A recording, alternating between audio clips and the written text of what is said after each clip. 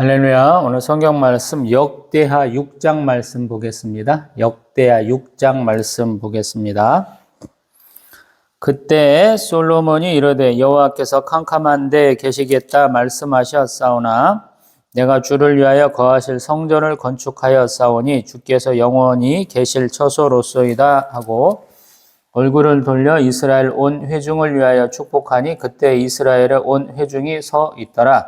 왕이 이르되 이스라엘 하나님 여호와를 송축할지로다. 여호와께서 그의 입으로 내 아버지 다윗에게 말씀하신 것을 이제 그의 손으로 이루셨도다. 이르시기를 내가 내 백성을 애굽 땅에서 인도하여 낸 날부터 내 이름을 둘 만한 집을 건축하기 위하여 이스라엘 모든 지파 가운데서 아무 성읍도 택하지 아니하였으며 내 백성 이스라엘의 주권자가 될 사람을 아무도 택하지 아니하였더니 예루살렘을 택하여 내 이름을 거기 두고 또 다윗을 택하여 내 백성 이스라엘을 다스리게 하였노라 하신지라. 내 아버지 다윗이 이스라엘 하나님 여호와의 이름을 위하여 성전을 건축할 마음이 있었더니 여호와께서 내 아버지 다윗에게 이르시되 내가 내 이름을 위하여 성전을 건축할 마음이 있으니 이 마음이 내게 있는 것이 좋도다. 그러나 너는 그 성전을 건축하지 못할 것이요 내 허리에서 나올 내 아들 그가 내 이름을 위하여 성전을 건축하리라 하시더니 이제 여호와께서 말씀하신 대로 이루셨도다. 내가 여호와께서 말씀하신 대로 내 아버지 다윗을 대신하여 일어나 이스라엘 왕위에 앉고 이스라엘의 하나님 여호와의 이름을 위하여 성전을 건축하고 내가 또 그곳에 여호와께서 이스라엘 자손과 더불어 세우신 언약을 넣은 궤를 두었노라 하니라. 솔로몬이 여호와의 제단 앞에서 이스라엘의 모든 회중과 마주 서서 그의 손을 펴니라. 솔로몬이 일찍이 노수로 대를 만들었으니 길이가 5규빗이요 너비가 5규빗이요 높이가 3규빗이라. 뜰 가운데에 두었더니 그가 그 위에 서서 이스라엘의 모든 회중 앞에서 무릎을 꿇고 하늘을 향하여 손을 펴고 이르되 이스라엘 하나님 여호와여 천지에 주와 같은 신이 없나이다. 주께서는 온 마음으로 주의 앞에서 행하는 주의 종들에게 언약을 지키시고 은혜를 베푸시나이다. 주께서 주의 종 내 아버지 다윗에게 허락하신 말씀을 지키시되 주의 입으로 말씀하신 것을 손으로 이루심이 오늘과 같으니이다. 이스라엘 하나님 여호와여 주께서 주의 종 내 아버지 다윗에게 말씀하시기를 내 자손이 그들의 행위를 삼가서 내가 내 앞에서 행한 것 같이 내 율법대로 행하기만 하면 내게로부터 나서 이스라엘 왕위에 앉을 사람이 내 앞에서 끊어지지 아니하리라 하셨사오니 이제 다윗을 위하여 그 허락하신 말씀을 지키시옵소서. 그런즉 이스라엘 하나님 여호와여 원하건대 주는 주의 종 다윗에게 하신 말씀이 확실하게 하옵소서. 하나님이 참으로 사람과 함께 땅에 계시리이까 보소서. 하늘과 하늘들의 하늘이라도 주를 용납하지 못하겠거든 하물며 내가 건축한 이 성전이오리이까. 그러나 나의 하나님 여호와여 주의 종이 기도와 간구를 돌아보시며 주의 종이 주의 앞에서 부르짖는 것과 비는 기도를 들으시옵소서. 주께서 전에 말씀하시기를 내 이름을 거기에 두리라 하신 곳 이 성전을 향하여 주의 눈이 주야로 보시오며 종이 이곳을 향하여 비는 기도를 들으시옵소서. 주의 종과 주의 백성 이스라엘이 이곳을 향하여 기도할 때 주는 그 간구함을 들으시며 주께서 계신 곳 하늘에서 들으시고 들으시사 사하여 주옵소서.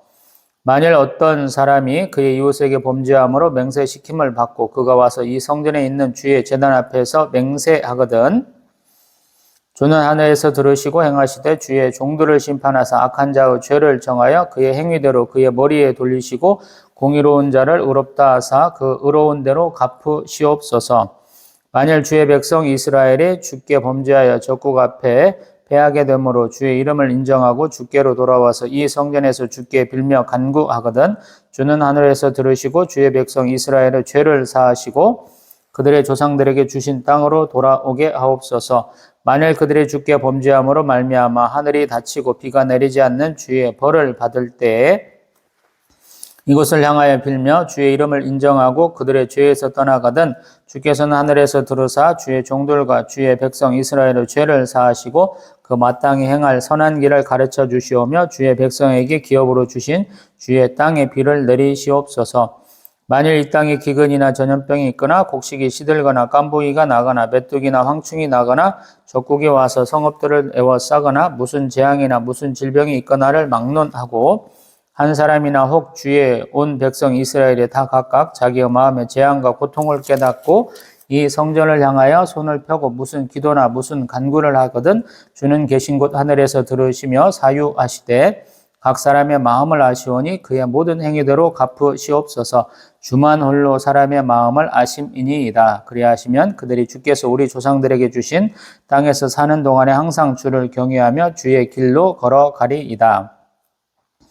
주의 백성 이스라엘에 속하지 아닌 이방인에게 대하여도 그들이 주의 큰 이름과 능한 손과 펴신 팔을 위하여 먼 지방에서 와서 이 성전을 향하여 기도하거든 주는 계신 곳 하늘에서 들으시고 모든 이방인이 주께 부르짖는 대로 이루사 땅의 만민이 주의 이름을 알고 주의 백성 이스라엘처럼 경외하게 하시오며 또 내가 건축한 이 성전을 주의 이름으로 일컫는 줄을 알게 하옵소서.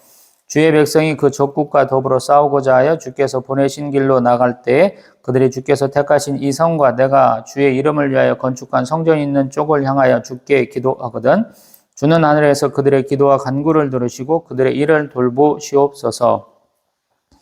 주께 범죄하지 아니하는 사람이 없사오니 그들이 주께 범죄함으로 주께서 그들에게 진노하사 그들을 적국에게 넘기심에 적국이 그들을 사로잡아 땅의 원근을 막론하고 끌고 간 후에 그들이 사로잡혀 간 땅에서 스스로 깨닫고 그들을 사로잡은 자들의 땅에서 돌이켜 주께 간구하기를 우리가 범죄하여 패역을 행하여 악을 행하였나이다 하며 자기들을 사로잡아간 적국의 땅에서 온 마음과 온 뜻으로 주께 돌아와서 주께서 그들의 조상들에게 주신 땅과 주께서 택하신 성과 내가 주의 이름을 위하여 건축한 성전이 있는 쪽을 향하여 기도하거든 주는 계신 곳 하늘에서 그들의 기도와 간구를 들으시고 그들의 일을 돌보시오며 주께 범죄한 주의 백성을 용서하옵소서.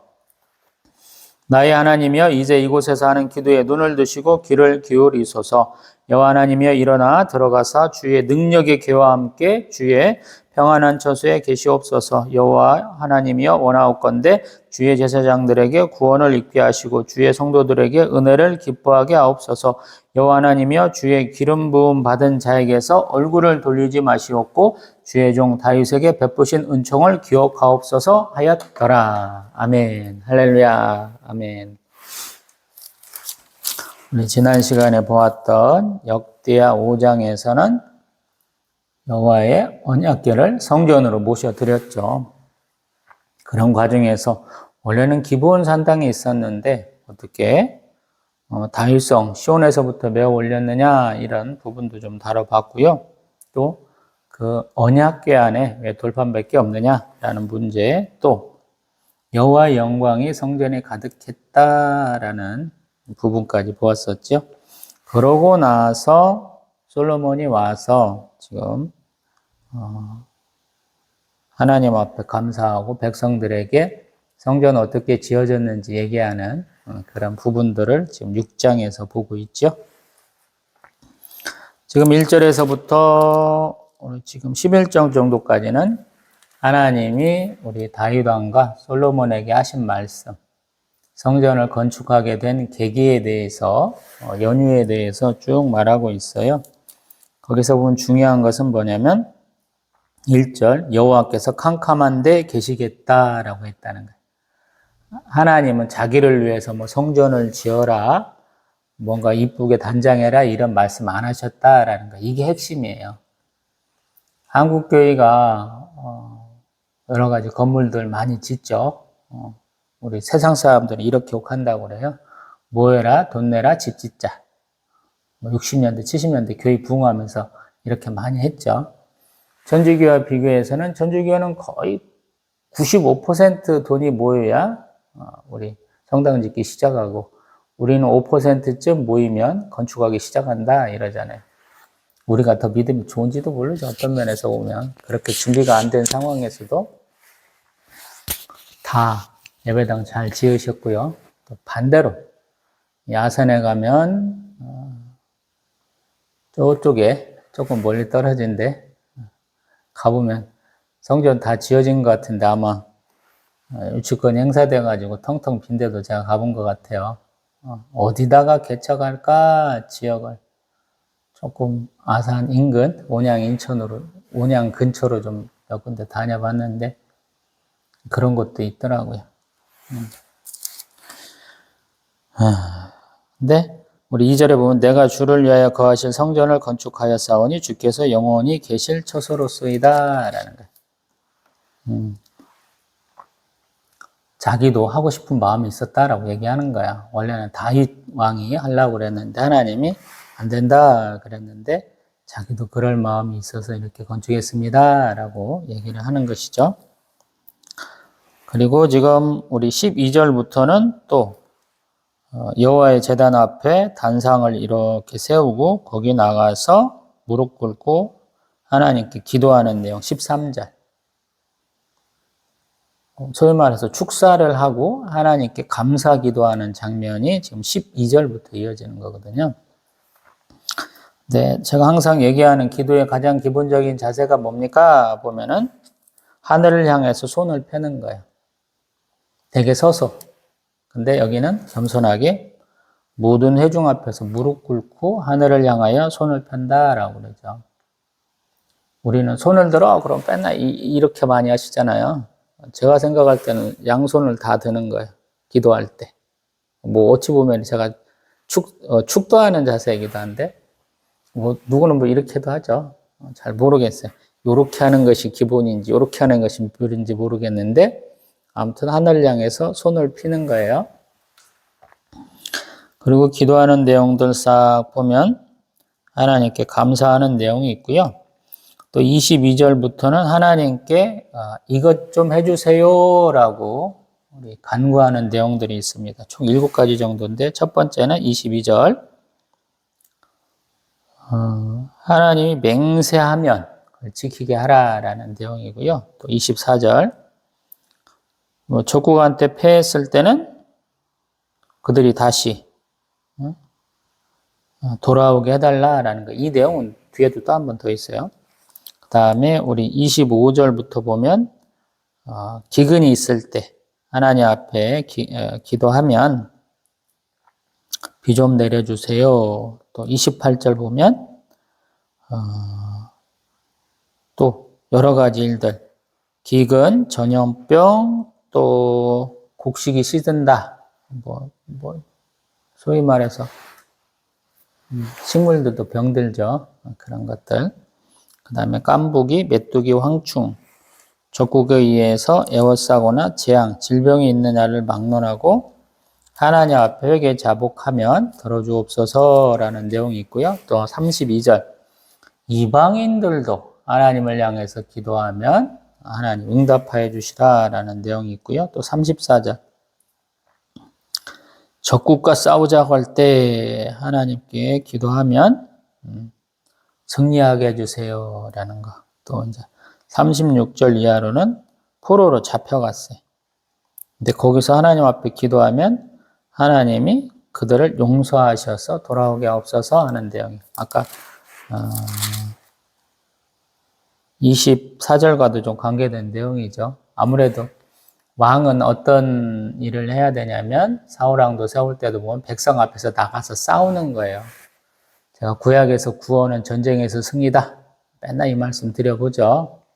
신약에서도 구원도 영혼의 구원을 얘기하는 것 같은데 결국에는 요한계시록에 가면 그 구원은 싸워서 사단마귀와 싸워서 이기는 것이다 라는 이런 표현도 해봤어요. 개인적인 표현입니다.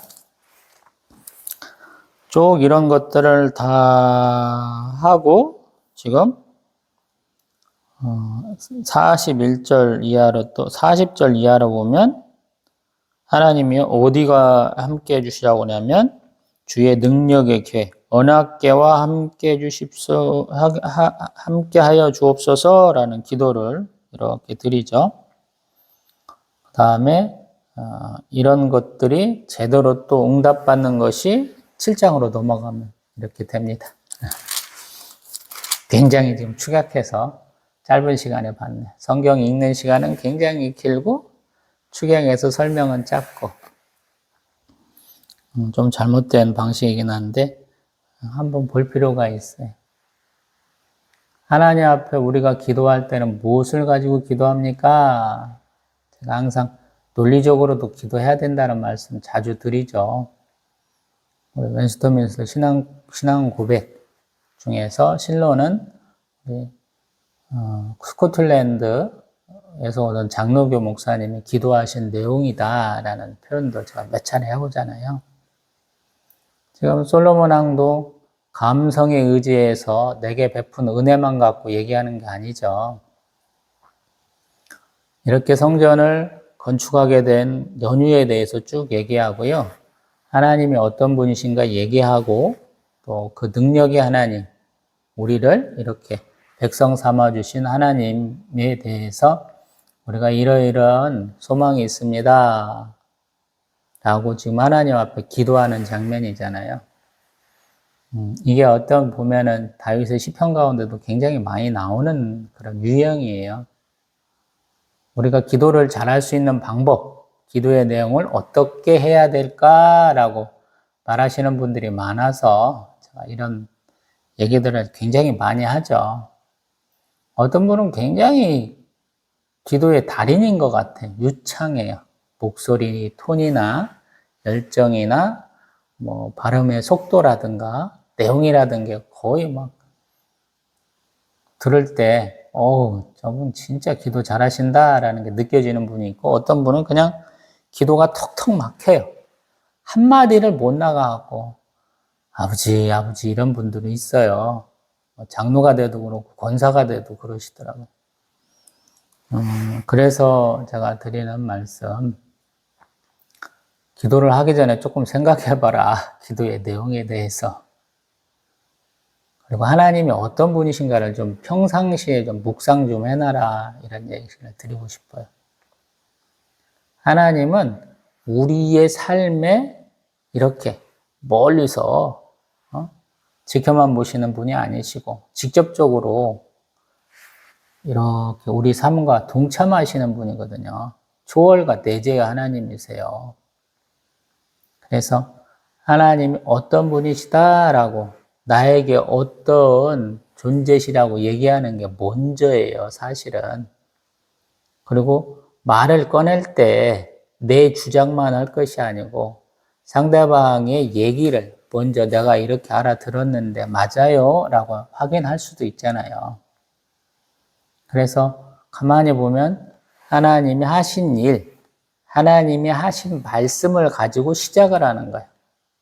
대뜸 내 얘기부터 시작하는 게 아니고 한국 사람들 성격이 좀 급하죠. 어떤 면에서 보면 충청도 사람들은 성격이 유하다고 얘기하는데 운전하는 거 보면 천안 아산 지역에서 운전하는 거 제가 이제 한 10여 년 같이 동네에 살고 있으니까 보면 굉장히 과격할 정도예요. 뭐가 그렇게 급한지 모르겠어요. 말들은 천천히 해. 유머러스해요. 어떤 분들 만나보면. 근데 왜 그런지 모르겠어요. 기도도 마찬가지. 단도직입적으로 기도하는 경우는 별로 없어요. 그런 식의 기도는 급할 때, 내 감정을 막 농소숨 쳐가지고 할 때 하는 거예요. 그것도 괜찮아요. 그것도 계속 하다 보면 내 감정이 이렇게 쭉 가라앉아요. 그래서 호흡도 제대로 돌아오고 이성적으로 기도할 수 있게 돼요. 기도를 많이 하시라고 하는 이유가, 지속적으로 하시라는 이유가 그런 것 때문에 그러거든요. 그리고 이제 하나님이 어떤 분이시고 어떤 말씀하셨고 어떤 일을 하셨고 그리고 그 일이 나하고 무슨 관계가 있는지를 얘기를 해야 되잖아요. 지금 솔로몬이 한 것도 그런 맥락에서 보시면 쉽거든요.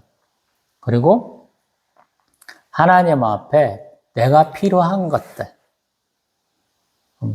나에게 직접적인 관계된 것들을 할 수도 있어요.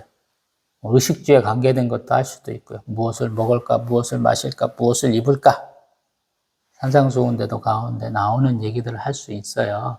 근데 하나님 나라와 그의 의에 관해서 간구하라 예수님 그러셨죠. 오늘도 가만히 보면 7가지 하나님 앞에 간구하는 내용들이 있는데 그거 솔로몬하고 관계된 겁니까? 그러면 딱히 없죠. 내 것이 아니에요. 예레미야 9장 여호와 하나님은 자기에게 나오는 자에게 상 주시고 또 사랑과 정의와 공의를 행하시는 하나님이시다. 이런 표현이 있다. 제가 몇 차례 말씀드려보죠. 그 하나님 지금 찬송 가운데는 그는 선하시고 인자하심이 영원하시도다. 그 찬송이 계속 불려주고 있잖아요. 하나님이 가장 우리 기본적인 속성으로, 제가 비공유적 속성으로 자존하시고 유일하시고 불멸하시고 무한하시다 그랬잖아요. 우리가 갖고 있는 거, 우리에게는 지성도 있고 우리 감성도 있고 또 우리에게는 이러한 여러 가지 사람끼리도 공유할 수 있는 것이 하나님과도 공유된다라는 말씀들을 몇 차례 드려봤잖아요. 창세기 다루면서. 그런 것에 의지해서 그런 것을 바탕으로 내가 아닌 오늘 하나님의 이 성전이 건축된 것을 기념하기 위해서 모인 사람들에게 필요한 게 무엇일까? 또 그 자녀들에게 필요한 게 무엇일까? 또 하나님을 경외하는 마음으로 모인 이방인에게 필요한 게 무엇일까라고 간구한 거거든요. 우리 예수님도 요한복음에서 이렇게 기도하신 적이 있어요. 우리 겟세마네 동산에서 무슨 기도하셨을까? 죄송합니다. 요한복음 17장에는 그 내용들에 대해서 좀 얘기하고 있거든요. 자신을 위해서 기도하시고 제자들, 사도들을 위해서 기도하시고 사도들의 제자들을 위해서 기도하시는 장면이 요한복음 17장에 있어요. 그것까지 갔거든요. 자기가 대표로 나섰기 때문에 이래요. 제가 지금 솔로몬이 그냥 열심을 냈으면 좋겠어요. 돌 하나, 나무 하나나 좀 날랐으면 좋겠어요. 이런 표현을 좀 했었잖아요. 너무 일꾼들만 불러갖고 일 시킨 거 아니야? 이런 얘기를 했었잖아요. 근데 기도에는 자기의 마음이 표현되어 있어요. 아무래도 신분제사이고 자기의 어떤 왕위 계승권의 정통성 문제도 있을 수 있으니까 또 아내를 바로의 공주로 얻었잖아요. 정실을 이스라엘 사람이 아니라는 거예요, 여자가. 아내가 이런 수많은 문제를 지금 딛고 있기 때문에 아마 또 다윗 왕이 우리 여러 가지 문제들을 겪었죠. 자신의 첫 번째 아내 미갈에게도 좀 업신여김 당한 것이 있기 때문에 여러 가지 고려사항이 있었을 거예요. 그리고 지금 성전 건축만 은혜롭게 했다 그러는데 자신의 왕궁과 바로 공주를 위해서 지은 이 왕궁에 대한 얘기들을 또 해야 되거든요. 어찌 보면 앞에만 화려하고 뒤에는 또 이렇게 찌들어 있어요. 솔직한 얘기로. 우리 다윗 왕도 외교적 개념으로 이렇게 각 그 지파 내에서 아내하고 이렇게 아내를 여러 명 얻은 듯한 느낌이고, 솔로몬은 각 국에서 또 여러 공주들과 결혼한 그런 느낌이에요. 결혼 동맹의 개념이 강한 사람들이 어떤 면에서는 다윗 왕과 솔로몬 왕이 아닌가 이런 생각도 들거든요. 또 이 사람들 조금 지나다 보면 남북 이스라엘이 서로 통혼하잖아요. 계속 사돈관계 맺잖아요. 그래서 이제 여러 가지 문제들이 계속 발생하죠. 그 문제를 딱히 집어가지고 잘못됐어 이렇게 얘기하지는 않지만 문제들은 계속 커지죠. 그것이 1 더하기 1은 2가 되는 것도 아니고 1 더하기 1이 마이너스 1 이렇게까지도 바뀌는 모습들을 자꾸 보게 되죠. 또 이제 역대하 6장으로 돌아가 보면 이 기도의 내용은 자기를 위한 것이 아니고 백성과 또 이방인과 우리 지금 현대 성전에 나온 사람들의 자손을 위한 것이다. 후대를 위한 기도다라는 말씀까지 드려봤죠. 그리고 또한 가만히 보면 이렇게 했기 때문에 이 기도가 응답받은 거죠. 이 말씀이 정확하게 이루어졌기 때문에 이 기도의 내용이 있는 거예요. 이스라엘 사람들도 은근 이런 게 많아요. 자부심이 있고요. 은근 말씀대로 이루어진 것을 아주 철저하게 좀 이렇게 밝혀내는 그런 사람들이에요, 이 사람들이. 아마 이 말씀대로 기도한 것들이 이루어지지 않았더라면 이 기도 내용 없었을지도 모르겠어요. 근데 하나님이 기도 응답하셨죠. 근데 왜 응답하셨겠느냐라는 거예요. 선지서들 보면 너는 기도도 하지 마. 나한테 물으러도 오지 마. 이런 내용까지 있으니까 드려보는 말씀이에요. 이 당시 솔로몬이 열심히 있었다. 하나님의 말씀에 온전히 준행했기 때문에 이렇게 하나님이 직접적으로 응답하셨다라는 거예요. 그리고 여호와의 영광이란 부분들이 계속 나오는 이유가 뭐냐면 회막을 이은 것이 솔로몬 성전이기 때문에 그렇다라는 거예요. 우리 회막 만들 때도 여호와의 영광이 임했었죠. 여기도 마찬가지. 여호와의 영광이 임했다라고 얘기를 해요. 자발적으로 많은 사람들이 참여했고 이 회막을 만들고 또 성전을 만들고 수많은 사람들이 나와서 기뻐하고 경배하고 찬송했다 이런 것이거든요. 저희도 마찬가지고요. 저도 이제 개척교회 지금은 가정교회 목사라고 스스로 얘기하고 있는데 부흥해서 예배당을 하나 얻게 된다면 더 기뻐할 것이고 더 나아가서 건축까지 한다고 그런다면 얼마나 기쁠지 모르겠어요. 코로나19 바이러스 사태 때도 많은 교회가 성전 건축을 시작하고 또 마쳤던 것 같기도 해요. 참 대단하신 분들이죠. 그렇게 세상은 요란해도 할 일은 하셨기 때문에 대단하신 거죠. 여기도 지금 그런 상황이에요. 다윗 왕이 솔로몬에게 왕권을 이양했을 때 아마 다른 나라들은 좋은 기회라고 봤을 거예요. 다윗 왕은 용사지만 솔로몬은 용사는 아니잖아요. 그래서 뭔가 이때 사고를 칠 수 있는데 그런 내용은 없잖아요. 세상이 얼마나 요동을 치고 무슨 역사적인 사건이 일어나고 이런 것은 이 사람들의 관심사가 아니에요. 가장 중요한 것은 하나님의 임재의 상징인 오늘 하나님 여기에 오시옵소서 우리 40절, 41절 얘기처럼 하나님의 임재의 상징인 언약궤를 지금 성전을 만들고 오셔드렸다. 이거에 지금 집중하고 있다라는 거예요. 이스라엘 백성들이 이것을 가장 중요하게 여겼다라는 말이에요.